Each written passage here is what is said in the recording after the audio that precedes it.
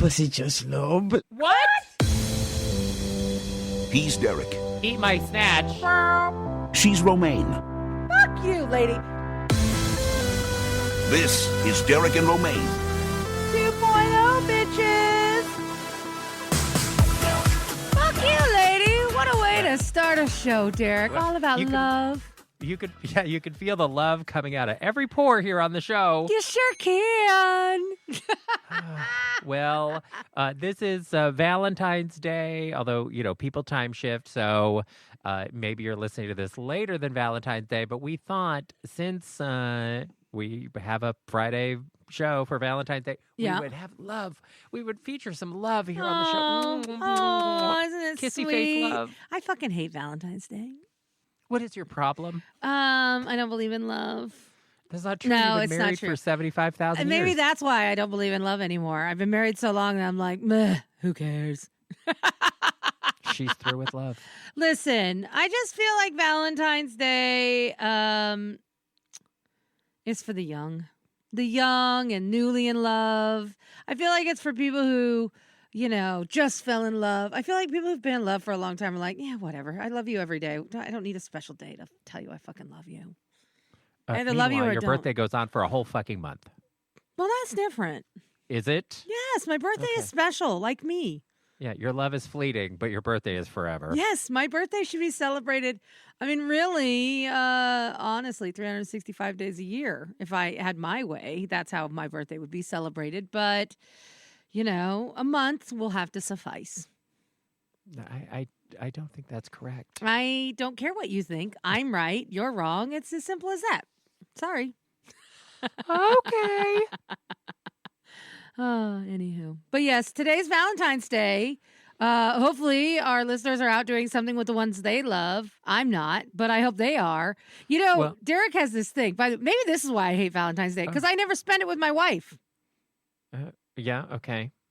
How is this my fault? Well, you're the reason I never spend it with my wife, because you always book cruises on Valentine's Day, and I am not with my wife. I'm always sailing away. Bye, bitch. I'm out. Can't tell you I love you on Valentine's Day because I won't be there. Your wife could go with you. I mean, She's got to work. She can't go on every damn cruise we do. She'd lose her job. Also, she distracts you from work when we're on these work trips anyway, so, What? Love would only get in the way even more. What do you mean she distracts me? Well, we got work to do, and then you got to spend time with your wife or babysitting your daughter or, I don't know, folding towels. I don't know what you do, what lesbians do. Okay. It takes time away. We're there to work. Right. Yes, okay. What distracts Wait, you you don't on believe that? cruises? Do you not believe that the work cruises are work? No, I believe that they're work. Okay. I just don't believe I get distracted. But okay. All right. Any hoot. Uh-huh. We tend to be on these cruises around Valentine's Day because, one, that is a very popular time of year for our group to travel. The biggest cruise we ever did was the Love over Cruise. Valentine's Day, 2017. Mm-hmm.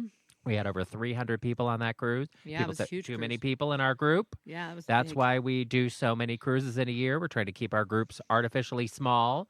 The sweet spot is like 100 to 150 people. Yeah. That way people feel that they can meet everyone, but they're not stuck with anyone if they don't love them or like them. And so that's our sweet spot in group sizes. And about a third of the people who travel with us are single. So we want to have enough singles that there's plenty of mingles going on. Oh, and there is, trust me. But it doesn't need to be a whore fest. So No.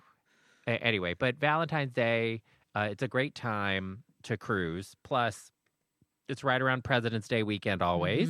And that way you could have a nice 10-day vacation. We do these cruises usually around some kind of city that is fun to hang out in. So then people don't have to rush home. They can have an extra day of rest before they have to go back to work. Because sometimes people find our cruises, what's the word I'm thinking of? Grueling. I would say exhausting because I have so much fun and I stay up past all my hours that I'm normally awake, and I get up early, I go to bed late, I'm busy all day. Occasionally I get a nap, but not very often. So yeah, they take a lot out of me because I make the most out of my cruising time. Well, you can check out all of our cruises on the web at dnrtravel.com if you want to join us on a future cruise. But we are scheduled to appear once again over Valentine's Day. We've got a February 2026 cruise that we're doing, the Love and Joy cruise out of Cape Canaveral, where we're going to go to, like Walt Disney World on the back end, or people could go to Universal Studios if they wanted to, but we'll be close by for people who want to spend the President's Day weekend in Orlando. Right. And then in February of 2027, we have our Live Love podcast cruise that we're going to be doing. Again, this is a Mexican Riviera out of Los Angeles. Super convenient. And again, over Valentine's Day? And that is also over Valentine's Day, ending on President's Day weekend. I rest my case. That's why it has love in the title. They both have love in the title because they are over Valentine's Day. What is this? Was that not the clue? No, it's yeah. Mm-hmm. I'm just saying, you always book cruises on Valentine's Day, so I'm never around my wife, which probably saves me some money, honestly, because then I don't have the pressure popular, of like buying and you her could. a big gift. I know your wife can't do every cruise. She usually can only do like one a year or one every other. Yeah. You could always just have your wife go on whatever the Valentine's cruise is. How about that? Cash me outside. Yeah. It's all right. I don't like Valentine's Day. Anyway. So our guest for Valentine's Day, we have a guest, very romantic, is Romaine and I are engaging in a three-way for Valentine's Day. We sure are. Steve Balderson is with us. He is a filmmaker. He's a writer, director, and he has a new movie that is streaming now. So you can watch it on one of the streaming platforms if you want to for Valentine's Day. It's called Sex Love Venice. And it is based on his own memoir about how he was getting over a rough breakup and he decided to go to Venice. And while he was there, he found love in Venice. Mm-hmm. And he filmed the movie in Venice, which is a stunning place. The movie is gorgeous. I mean, let's be honest. If you got to get over a breakup, there are worse places to go than spend a bunch of time in Venice. I mean, that sounds horrible. Oh gosh, I broke up and my heart is broke. Let's go to Venice. Yeah, well, you're gonna get over that real fast, I think. So over the break, I watch movies and TV shows all the time, and over the break, I watched a classic movie I had never seen before that takes place in Venice and has like love as a theme to it, called Summertime with Katharine Hepburn. It was directed by David Lean, who did Lawrence of Arabia. And I think it was written by a gay writer. I feel like it was Arthur Lawrence who wrote Gypsy and a bunch of other stuff. Rope. Anyway, from a play called The Time of the Cuckoo. And it's about a woman who is like an executive secretary who is middle-aged and unmarried and decides that her life has not had adventure to it. Right. So she is going to go alone to Venice and have an adventure. Mm. And she gets to Venice, and when she's there, she discovers that Venice is for lovers and not for single people who are sitting around alone. And that she really struggles to connect with other people. There's a language barrier. She's single. And eventually she does have a romantic escapade with a handsome and charming shopkeeper in Venice. And I have to say, of movies to watch alone, like single, Summertime is not it. It's a little bit rough going, watching her sort of struggle at being alone. Right. And so I was like, this is probably not a great movie to watch alone during the holidays. So I can't recommend. It's on a lot of streaming platforms. You can watch it. I think it's on Amazon Prime. It's definitely on Canopy. And I think it's on Max because it's like a TCM movie. Do not recommend watching alone on Valentine's Day. Oh, my God. Heady hoot. It was a good movie. Katharine Hepburn is quite good in it.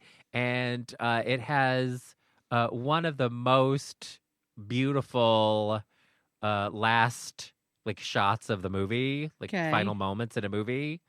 I feel very strongly about a movie ending strong having great Yeah. like final moments to it. In a lot of ways, it can move a movie from a 6 to an 8 if the last 5 minutes are good.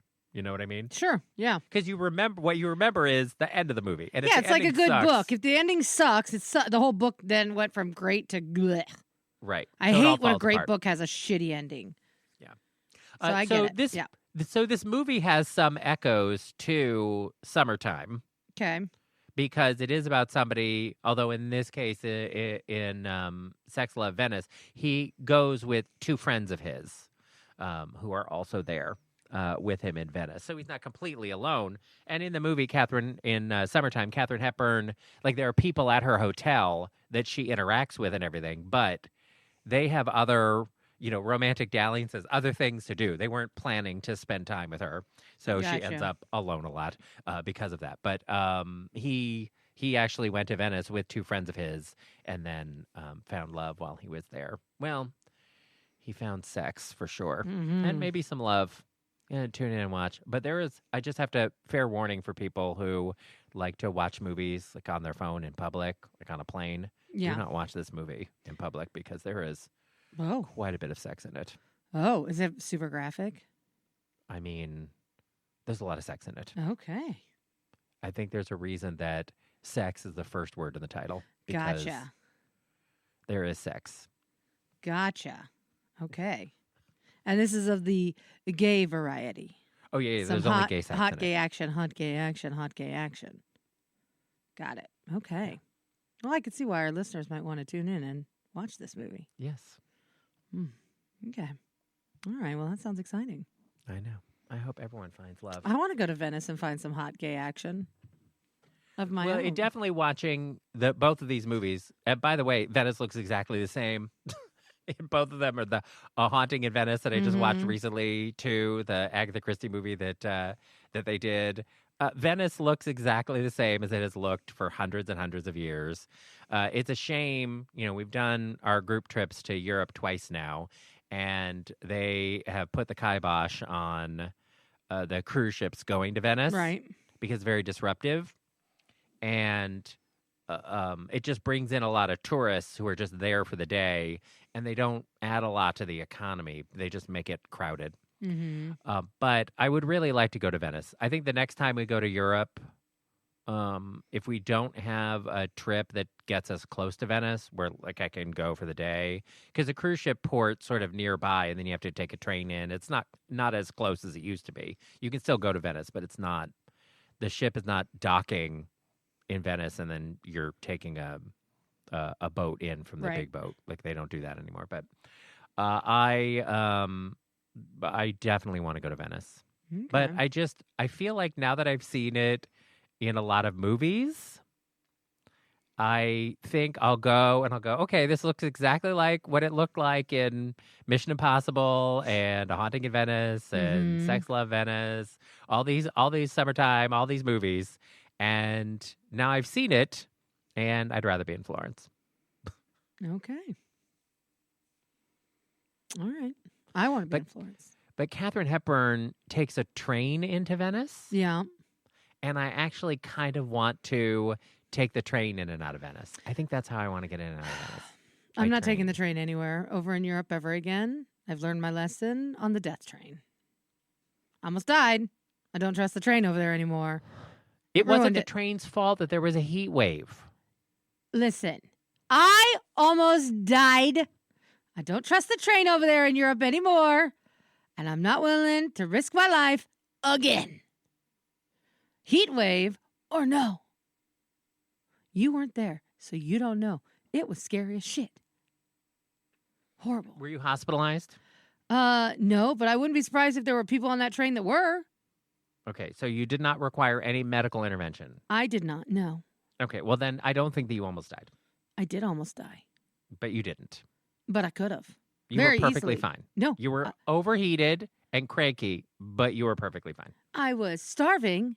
I almost cooked to death in a giant metal box. Yeah, it was a little bit more than just, oh, you were overheated, honey. No, I almost died. Thank you very much. That was terrifying. They had us jump off a train so we could get fresh air in the middle of nowhere with other trains flying by at hundreds of miles an hour. Oh, yeah, very safe. It was so super duper safe. Yes, I definitely was safe. No, it was dangerous and horrible, and I could have died. There was no water. We had nothing to drink. There were no working bathrooms. It was fucking horrible. But I was just overtired and overheated. No. You don't know, Derek, because you weren't there. But every listener who was there, who was with me on that death train, they know. And they're screaming into their phone, yeah, Derek, you don't know. That's what they're saying right now. Because you don't know. Anyway, but good for you for wanting to take the train. I'm glad you still trust those European trains. You go to Venice on a train. I feel like you should only enter Venice on a boat. Isn't that what, isn't it like a city surrounded by water that you should only go there on a boat? Yeah, but they have bridges so that you can take the train or a car close to it. Okay. It has canals. Okay. Anyway, since it is Valentine's Day and people are talking about love and Romaine has a gay problem, I thought I would have one of our, I recently discovered some old shocking confessions and gay problems from the past. Oh, yes. And I do have a gay problem from the past. It's too late for us to solve that problem, but maybe it will resonate for you. Here, let's take a listen to what's your gay problem. Okay. Once upon a time, there was a prank phone call. I'm having a gay problem with my gay boyfriend. And it gave us an idea. Have you got problems? All of the other guys who are like 31 to 35, whatever, married up, gone. Don't know what to do? Is it trouble? Because I love it. Derek and Romaine are here to help. You're far more likely to be shot by somebody you already know. Oh my God. What's your gay problem? All right, Derek. I'm ready. What's your gay problem? Well, this is a classic doozy here on DNR, and it is Valentine's Day themed, so I thought this would be a good time for it. Okay, here we go. Love you guys to death, but I am so fucking pissed at both of you right now. Oh, no. I know. No, not us. We didn't do it. The other day on your show, you had a gay Valentine couple that had a similar relationship to my partner and me. Sex once a week is fine by me, and I think it is messy. There is nothing wrong with cleaning up, 3 exclamation points. So what if I am a little OCD? Aside from that, we decided to use toys and experiment. My ass is burning from shoving a butt plug that must have been sized after an elephant. Oh, no. My balls still hurt from being yanked away from my body with a leather strap, and my partner was awakened by my screaming when I realized that the penis pump we used deformed my dick. I am not small, but figured bigger is better, and it's not. Reread the butt plug comment. Now my dick looks like I have 2 new balls sprouting from the head. I'm fucking tempted to do the make your own dildo and send it to you so you can see how fucked up this is. Any other bright ideas for Valentine's Day? My partner is still horny, and I'm not looking forward to putting out anytime soon. Signed, Sexually Abused in WeHo.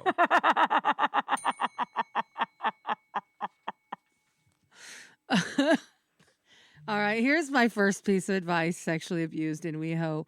You should start listening to the Dildo Whisperer podcast, where I actually give you good sex advice, not put a penis pump on your dick and deform it, or use a butt plug that is far too big for your anus. I will teach you how to buy the right size butt plug, and I will tell you about the downsides of things like penis pumps and why maybe they're not the best choice for toys. But I still believe have more sex because it is good for you. You just need to do it in a safe way. Your thoughts, Derek?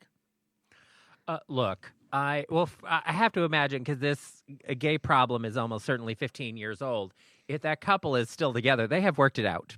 Mm-hmm. But I do think that sometimes, especially over time, sometimes couples can fall out of there can be a desire gap between the two Right. of them sexually, where one wants sex 3 times a week and one is fine with sex 3 times a year. Mm. And that, I think, over time in a relationship can be a challenge. Yeah. So I think that in this case, what they need to do is obviously their partner is horny and wants to try new things. And I appreciate the effort at trying new things, but I also think you both need to acknowledge who you are, know yourselves, and operate within your mutual comfort zones. And you can get a little on the fringe of your comfort zone, if your partner wants something that's a little outside of what you normally like. But you also have to know where your limits are and be clear about it. And obviously, he way past his limits. But also, don't just agree to things because your partner wants to do it. Like, if you look at that butt plug and you think that's the size of an elephant's penis, then don't put it in your ass. You have a say in the toys that you use. Use ones that are more appropriate sized or, are going to feel good. You don't want the sex to feel bad or to break your penis or to break your butthole because then you're not going to want to do it. So tell your partner, listen, I'm open to using a butt plug, but can we get one that's more appropriately sized? While that one might be a feast for your eyes and make you horny, it's not going to make my butthole feel good. And if you put something the wrong size in there, I'm not going to want to do it again. So, be your own advocate here and, tell your partner, yeah, I'll do these things, but within limits. And I do think you should be having sex at least once a week. I've had endless conversations with my therapist about this when Iris and I have done couples counseling because we have 2 very different libidos and I'm horny all the time and she's never horny. So we have had to come up with some compromises and ways to work on that. And sometimes we're more successful than other times. Sometimes we have lots of sex. Sometimes we don't have enough sex. And so, it's always a work in progress. I'm just going to say that right now. If you have 2 different libidos, it will always be a work in progress, but it's work worth doing. Intimacy is very important for a relationship. Yeah, I definitely think that you should definitely continue to have regular sex, like at least once a week, because it actually, I think that it is, because, there's been a lot of studies about sort of your mental well-being, orgasms make you feel better generally. Yeah. Obviously. I always love my wife more after we've had sex. Yeah. You tend to feel better about things, about yourself, about your partner, whatever, post-orgasm. And so I think, just sort of like the, don't go to bed angry advice kind of thing, keeping the sex going, I think is better for the long-term health of your well-being, right, and your relationship. And also, I mean, it just, and sometimes, look, life gets busy. Sometimes people have kids. Yeah. Sometimes people have to have long commutes for work or they're out of town for days at a time, whatever. There are definitely barriers that will get in the way of having sex at least once a week. But I think that if you are intentional about it, if you are focused on, okay, we should be having, we should make it a point to have sex once a week. I don't want to say should, because, don't should all over your relationship. But if you are being intentional about it, if you're making a point to prioritize having sex with your partner, it means that you are engaging with your partner. You are trying to create opportunities for the 2 of you to connect intimately. And I just think in the long run, that is beneficial for your relationship. So even if you miss a week because of whatever circumstances and everything, if you are putting in the work around it, I think you'll continue to get the benefit of it. But, I think, especially in a long-term relationship, at least once a week, there are some couples, I have a friend of mine who was so concerned because after 10 years of being in a relationship, they were only having sex 3 times a week. And he was worried that their relationship was waning. And I was like, you're fine. Yeah, seriously. It's been a decade. You're having sex 3 times a week. You're fine. Yeah, agreed. Anyway, they're still together. Yeah. That complaint was they are. 15 years ago. Yeah. Wow. But this Valentine's couple, I don't know about them. Yeah. They need to figure that shit out. They do. Well, they either did or they didn't. It was that Who gay can problem was from a long say time it's ago. very old. Yes. But don't be mad at us. We're just trying to give you good advice. Speaking of very old, Venice is a very old place, but you might as well see it through some new eyes. With our guest, Steve Balderson, his new movie, Sex Love Venice, we'll be talking about next here on Derek and Romaine. Stay tuned for more Derek and Romaine. Derek here along with Romaine, and joining us now, it is filmmaker Steve Balderson. He has a brand new film called Sex Love Venice, and it is in select theaters on Valentine's Day and available to stream on virtually every major platform, Amazon Prime, Apple TV, and others. So search around for it, and you can find him on the web and in social media. His website is DIKENGA.com. And that is his Instagram as well. And he is S. Balderson on Twitter/X. Steve, welcome to the show. Hi. Well, thanks for having me. You bet. Now, your film is set in Venice. You're currently in Spain. You're from Manhattan, Kansas. Do you ever stop moving? Well, I haven't. This has been a big one. Like the past couple of years, I've been a little bananas. No, I went to Cal Arts for film school, and then I lived in Kansas until just 2016. So even though I've been doing this for 25 years, most of it was done in the same place. And then Wow. I relocated to LA, and I was there all up until. I mean, we went to film the movie in Italy, but I was just there for a couple months, and then I was back in LA until Christmas. That's a lot of moving around. Yeah. It's a lot of moving around, and I'm staying put. I'm not going anywhere right now. Okay, good. Now, with your new film, it is based on your own memoir, your own experience that you had. So tell us a bit about sort of the genesis of this and then the process of going from your own lived experience to the book to the movie. Well, it was a process because, well, I'll tell you the true story. So I had a partner for 12 years who betrayed me, stole all my money. Oh. You know. Oh, yeah. Nothing major. Just a few little bumps in the road. Debbie Reynolds, when did you get here? Yeah, just a couple of bumps. And so then in the year of healing from that, it was that following January that I decided to take myself to Venice, Italy for the month for my birthday. And it was off season. So everything was super cheap and it was really great. And I had two friends that went with me. And while I was there, I met a guy on Grindr, as one does when traveling. Mm-hmm. And we decided to meet for coffee. And my friends sort of came as backup and they sat nearby. And just in case he was a lunatic or something. And turned out, though, he was really, really cool.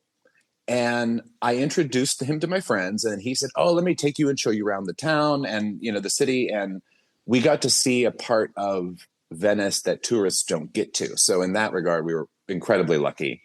And then, of course, this turned into like a tour guide group. It wasn't like there was no making out or anything. Like it was all, I was a little disappointed in that section. But then we met again the next day and a couple of days later. And after about 2 weeks of like, quote unquote, dating and going to Cicchetti bars and wine bars and whatever, we hadn't even made out yet. And I finally said to him, I don't live here. I am leaving the country next week. We met on a hookup app. If we're going to do something about this, we need to get the show on the road because I'm almost out of here. And that's when he leaned in and he was like, I think you're ready. And I was like, oh, Ready? brother. Oh, boy. I know. And so, but inside I was like rolling my eyes with that whole like Italian machismo, you know, whatever. And then I go to his house the next day and he says, all right, we'll have sex now. But what I'd like you to do is focus on each of the senses one at a time. And he guides me through this like meditative, in hindsight now, because Davey Wavy hired me to document a gay tantric sex retreat in Hawaii a couple of years ago. And when I was doing that, I overheard like the coach say very similar things that this guy in Venice said. So either this guy had been a tantric sex coach or had gone to one of these like retreats. And what I experienced was both a sexual and spiritual reawakening. And I was telling this story to my friend who is Iris Berry at Punk Hostage Press. And she was like, you've got to write this in an erotic memoir. And I'm like, nobody cares. Nobody, like, what are you talking about? I mean, it's a pretty fascinating story, honestly. Well, okay. So after a long time, like she convinced me of this, and I did start to see that it was unique, that it wasn't something that happens to a lot of people. And so I agreed to do it. And so I wrote the book, and during all of this, people kept saying, you need to make this into a movie. You need to make this into a movie. And I didn't know how, because it was such a sensorial experience for me. I first had to figure out, how am I going to tell this story visually, and that took a while to figure it out. And once I figured out how I would portray this experience, at least the 20-minute sex scene, whatever, once I could figure that out, then the rest of it was amazing. And the second that I gave them character names and I pushed it away from my personal story, and I said, okay, yes, the basic parts of this storyline are what happened to me. But once I said, oh, this is a character and he's got his own things that are different than mine, then it was really easy to sort of step outside of it. And what's really surreal is when I try to now then think back to my own personal experience, it's really, really hard because my memory is so in tune with the movie. Interesting. So what are the big differences then between you and the character in the movie? Well, I think that I was further along my healing journey than the character is when the movie starts. And I think that, maybe nuances, sort of character nuances. And of course, the lover, slightly different, very, very similar. I mean, it's really similar. I would say it's 87% exactly what happened, and in every aspect, with just a few sort of little sort of cinematic, things woven in.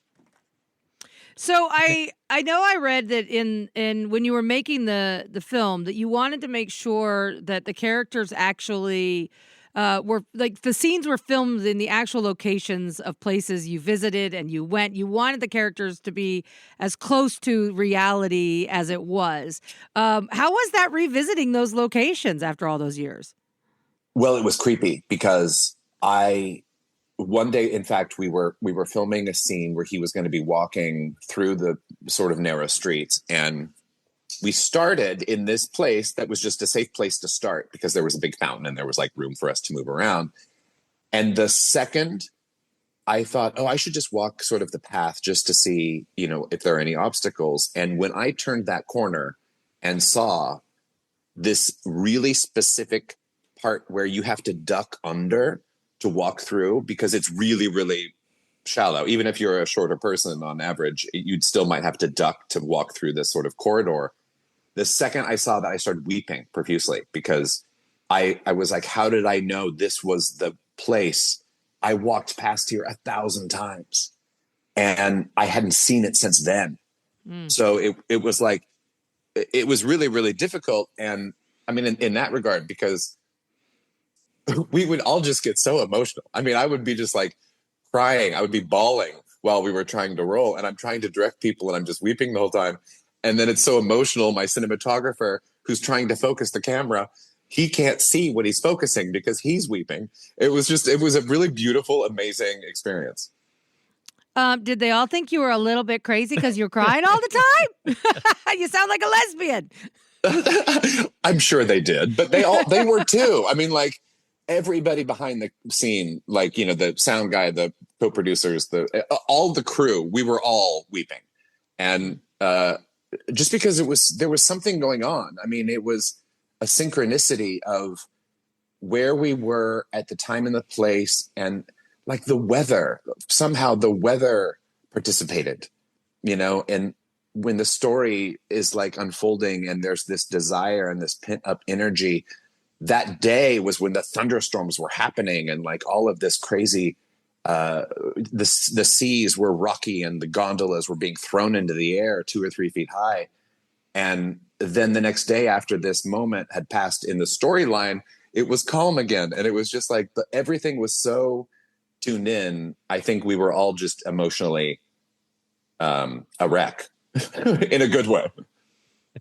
Now, in the film and also in the memoir, there's a bit with your mom as well. So I am interested in your sort of relationship and connection to your mother and how you wanted to translate that into film. And then, recently Steven Spielberg did a film that was sort of based on his life, and he went extremely realistic to how much his parents looked like his parents in the film, how much the house looked like the house. So for you as a filmmaker, how much did Mink Stole look like your mom? How important or not important were those kinds of details for you? Well, that one I didn't have to be specific, like realism. And I just wanted Mink to look fabulous. So we found a beautiful house for her. I was so excited when we found the location. I'm like, Mink, look where you're going to live. And here's what your costume, like I picked out her outfit and she was so excited. And then she and I went wig shopping one day. And I got to tell you this story. So she drives me to the wig shop. And when we're driving into the parking lot, I'm sitting in the car and it's the scene out of Serial Mom with Dottie Henkel. And she's going to like take this parking spot away from this woman. And I'm like, oh my God, I am living in the car with Dottie Henkel in Serial Mom right now. It was the most amazing moment. That's incredible. At one point, the character says, I'm rich. And I was like, please say you own 3 blocks downtown and you have oil wells pumping. Like I was so ready for it. But obviously that wasn't like the moment in the movie. Right. But I was ready for it. I was like, oh my God. But no, she is terrific in the movie. And it really, I think that it really is ultimately a love story about a person essentially falling in love with themselves, really. And that, and I think that is an important message especially for gay men, because that is an aspect of gay relationships that doesn't get talked about a lot, and certainly not explored in films. And so I feel like that was important for you in showing that as an aspect of the story. Yes, I think so. And I would say that when I began making movies and I was distracted by the idea of what is fame, and this was way before social media. This was like, the late 90s. I found self-worth and self-value totally externally.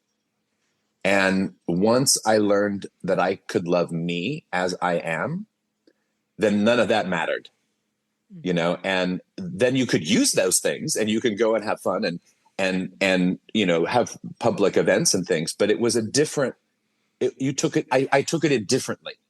And it wasn't the value of my worth. It was an expression of it in a different way. So I think that's really important. I see a lot of people, struggle with, there's 3 elements of judgment: self-judgment, judgment of others, and being judged. And if we've let go of judging others and the worry about being judged, we really have to take care of our self-judgment and to not judge ourselves and to just be like, I am as I am. And that is okay in whatever way that is, and it's really hard to do that, especially in today's climate when, there's pointing fingers in all 3 of those directions all the time and everywhere we go. So It's really, really important to practice this. Yeah, and the scenes in Los Angeles, given this sort of like focused on the outside, not the inside, gave me so much PTSD about living in LA of like just because I also spent a long time in Los Angeles and in and around the entertainment business and obviously the gay community and just the premium that is put on all the wrong superficial values at every turn. How nice is your car? How nice is your house? What is your job title? How big is your office? Like the things that really don't matter ultimately in terms of quality of life, actual enjoyment of day-to-day life, like don't matter. But in LA, all of those things are constantly at such a premium. I really hated it so much. So in watching the movie with the sort of disposable sex and, everybody's pretty and things are pretty, but, it's all completely, just like one Kleenex experience after another. It wears on you. And I think, you see that in the film. Well, and in the process of making this movie, that's really what hit home that I needed to get out of there. And that it served a purpose at the time. It was where I needed to, when I came back from Venice, I had about a year in Kansas, which was the year of the whore, which that year was documented in the erotic memoir. And it ends with me moving to Los Angeles. So it was sort of the first time that I was living on my own post all of these experiences. And for that, I'm very grateful to have had that experience of living there. But it really changed for me just before the pandemic. And it was just after that, I was like, I got to get out of here, and I didn't tell anybody. And in fact, I haven't told everybody yet. Now they'll know. But it's like some people, texted me a couple weeks ago or, for my birthday and during the fires to see if I was okay. And I'm like, yeah, I'm in Spain now. And I moved to Europe and they're like, what are you talking about? And I'm like, I just didn't want to tell anyone. I just wanted to safely escape. So I did. Yeah. A friend of mine said that moving away from Los Angeles is like faking your own death. Totally. I mean, it really is because it's like you're dead, but you're not really dead. You're just somewhere else. But to everyone who's there, it's like you died, like you don't exist anymore. It is very funny. But you juxtapose Los Angeles with Venice, which is this ancient, eternal place. And it is obviously just sort of the polar opposite of a place like Los Angeles, even though both of them have a lot of things in common in terms of, the weather and, the sunshine every day and the sort of beauty of it. But Venice is an eternal place and Los Angeles is a transition place. So I found that juxtaposition interesting too. Well, and you know how like the facade of Los Angeles is superficial and sort of it's like a fake facade. Yeah. Yet in Venice, that's really what it is. I mean, it's really that way. Like the facade is real. It's like it feels like you're in Disneyland and this make-believe place. The only difference is it's reality, and that's really surreal to be in a place like that. Have you guys been there? I haven't been to Venice yet. No. Yeah. Oh my God. I mean, we were in Italy. I've been to Italy several times, but primarily around Rome and Florence. I can't stop going to Florence. I love it so much. I love Florence. But I would love to go to Venice. Know what I mean, though. I mean, even Florence, it's real. They like that, Yeah. Well, going to Florence, it was interesting because you see the paintings. And you think, oh, these artists were so talented. And then you get to Florence and you go, oh, they had a lot to work with here. Like it is like the light on the river. It's just stunning, like absolutely stunning. It's like, well, of course, if you're an artist, how can you not want to try to capture, the light on the Arno and how a shadow across a building, like, because it's so beautiful and you want other people to experience it and know it. Yeah. Totally. Yeah. So and I mean, I think that, for independent filmmaking, the budgets are always really tight. And, in filming in a place like Venice, though, you're really getting a lot of bang for your buck because it's just one stunning place after another. And so I'm sure for you as a filmmaker, it was like, oh, they're so, it really is giving you a lot to work with. Completely. I mean, I love my cinematographer. I think he's a genius. And so that prefacing what I'm about to say, which was, you can't take a bad picture. Right. It's like no matter where you're looking anywhere in Europe, like I'm looking out my window and I'm just like, I live on one of the most famous streets of Barcelona, and I'm just like amazed I just can stare at those trees and the buildings across the way, and I'm new still here, so maybe I'll stop staring at them soon enough. But it's so beautiful, like everywhere. All right, here's what I got to know. So you went back to Venice to film this film. Yes. What happened to the guy? Is he still there? Did you see him? Does he know about the film? What does he think? Like, I got to know. These are the questions I got to know. Well, first, I went back in October of that year that I met him. I met him in January of 2015, 10 years ago. And I went back that October because I had a film in another film festival in Italy. And I just went through Venice on the way, and he met us for drinks for happy hour. And what was interesting when I saw him again, just these months later, I looked at him like a mentor. There was like no sexual chemistry, but there was an absolute love. And I looked at him and I was just like, what a beautiful person, what a beautiful man. Mm-hmm. And there was this admiration and gratitude and just total love, like a pure, it was just incredible, that change and that difference or that evolution. And so we did stay in touch, and every now and again, twice a year, we'd have an exchange of back and forth of Instagram, Facebook, something. And then I knew that he had some Airbnbs that he ran throughout Venice. So I rented some of them for the cast and crew to stay in while we were filming. And I haven't told him about the movie. Interesting. Okay. Well, I changed his name, and it's a different personification of who that person is. Sure. I think in real life, the character of Marco, Marco in the movie, his trajectory is different. Okay. And so I didn't want there to be any I didn't want him to feel like that's me, or whatever.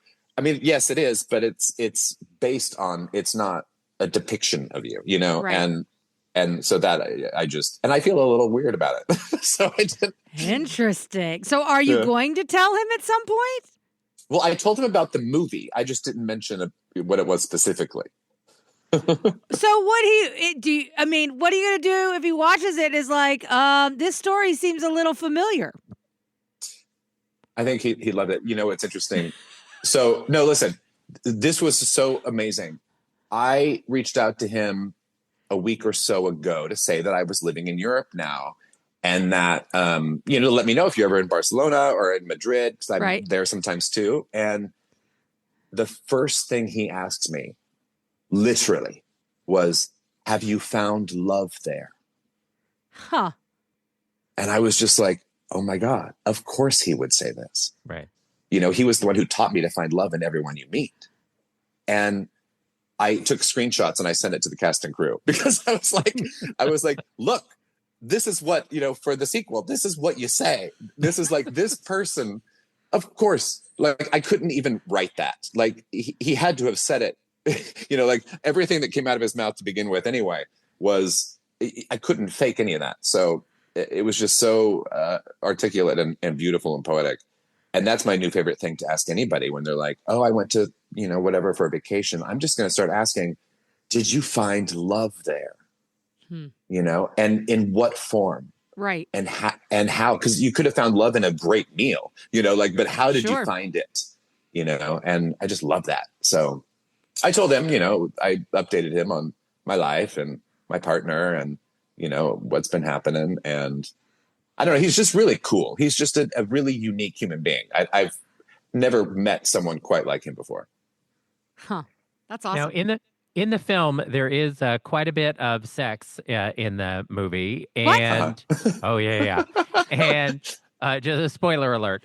So, how was that navigating that on set? Because recently there has been a lot of discussion about intimacy coordinators and how to navigate this as part of filmmaking and everything. So how was that for you as a filmmaker and the experience of having a film with quite a bit of sex in it? Well, it's really similar to filming a fight scene in the sense that everything has to be so storyboarded and so meticulous that it becomes a surgical precision way of doing it. And it sometimes feels mechanical while you're doing it because it's all torn apart into these little itty bitty sections. It's not like you've got like 25 cameras going around and they're not having sex and you haven't just filmed it, from all these angles. You have to film each little thing one at a time. And that, I think the first sex scene, I don't remember how long it is. I always say it's like 20 minutes, but it's a long scene. I think that took us 2 days, all day long, both days, just to get each one of those little pieces put together. But when you have the storyboards, you can communicate this to the actors. They know exactly how they're going to be filmed, in what angle. The DP knows exactly what shot it is going to be.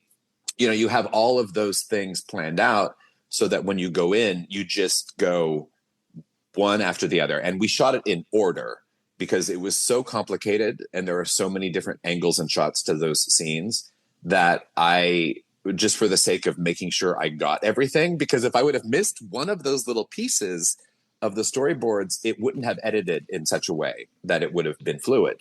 So we really had to take our time in making sure we got it all. And the performers were spectacular. I mean, they were so totally professional and everybody was, it was the most professional, great experience doing that. And the outcome is great. It's exactly what we wanted. Okay. And since you have been at this for a long time, one of the biggest changes that has happened with independent film has been the rise of streaming in particular. So for you as a filmmaker, how much has the landscape changed over the last 25 years for you? And what has been good about it and what has been not good about it? Well, I've seen everything. So my first 2 movies were shot on 35 millimeter. Right. And the first one was edited on a flatbed because that we didn't have the others. The second one was filmed with a digital intermediate, and then then became the rise of HD. And so we got to see that. And now what I love about it is the gifts of being able to up and go to Venice with a minimal footprint, with not the same kind of gear that you would have needed 20 years ago. That's a total gift. It's also a gift to be able to have people see your things. When my first couple of movies came out, if you didn't live in the city where those were going to be in theaters, or if you didn't have access to, go to a store that had it for rent. I mean, DVDs weren't invented either at the beginning. It's like, I think my second or third movie was the first movie that came out on DVD, but if you didn't have that, you couldn't see it. Whereas now, anywhere, if you have a VPN, you can watch any movie from any country, anywhere in the world with the snap of a fingertip, or just a push of a button. And in that regard, it's amazing. The only trick is the noise, and the volume of stuff out there, and trying to at least get some attention so that people can have the experience of watching it. That's the only challenging part. Sure. But it's a total gift. I'm all in favor. Now, as a consumer, it's also that way. I would rather stay at home and watch a movie by myself or with my partners or friends or something than have to go to a cinema. Now, I do love going to the cinema also. It's just they're two totally different activities for me. Yeah, I like going to the cinema if it's a big movie that's big and loud and crazy. But for a small movie that's like a comedy or a romantic thing, I want to be at home. I want to be in an intimate setting. And my TV is great. I'm comfortable and I'm in my PJs and life is good. I don't have to deal with annoying people. TV is my best friend. It is. Totally. And then I did want to ask you about something that I saw on your IMDb page.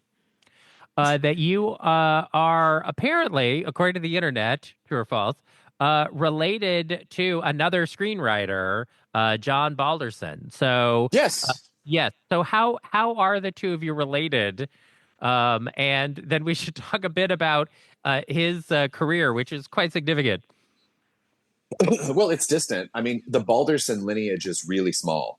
And we all stem from this part of northern England. There was a town called Balderson, and it was spelled S-T-O-N.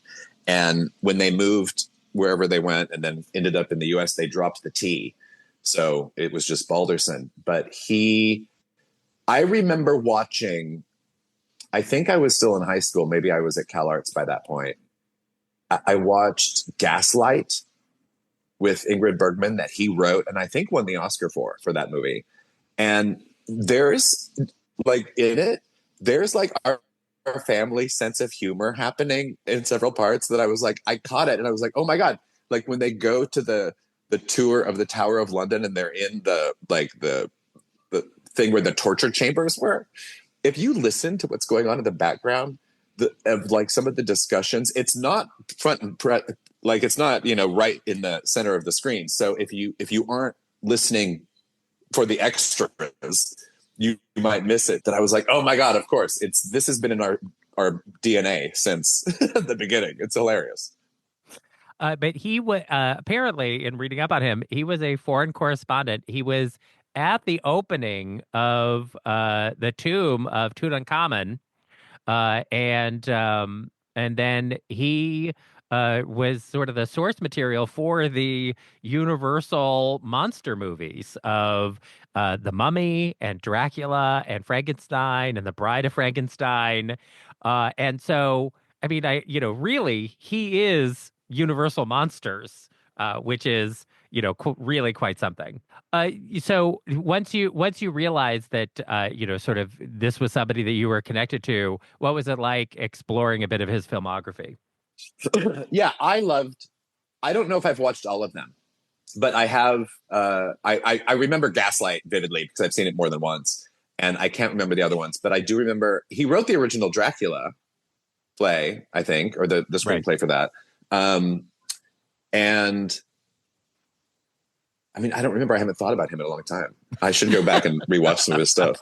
But I mean, doing Dracula, The Mummy, Frankenstein, like he really established, in the early sound era, the modern concept of a monster movie, and really sort of established these characters quite significantly. It is interesting, but I have seen Gaslight many times, and it is great, like great performances, great direction, and a great screenplay.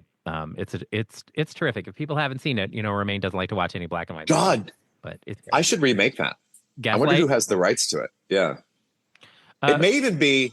Well, I don't know if it's based on a book. The book may be public domain. It's based on I know there was a play, and I would imagine that the play is going to be heading into the public domain pretty soon, because I mean we're about to, since the expiration clock restarted a couple of years ago, we're seeing just all the great works of the 1920s have started rolling out into the public domain. And we're about to see a lot of the really significant pieces of 20th century entertainment from the 1930s pop out. Because I have been thinking about that too, of things that could be adapted. The musical 42nd Street is based on an absolutely filthy gay book from the late 1920s that, would be, a terrific sort of short form series or something, because it's sort of the seedy underbelly of Broadway in the 1920s, early 30s, and how gay it was, and tawdry. And you should totally do modern. that. Yeah, you should totally do that movie.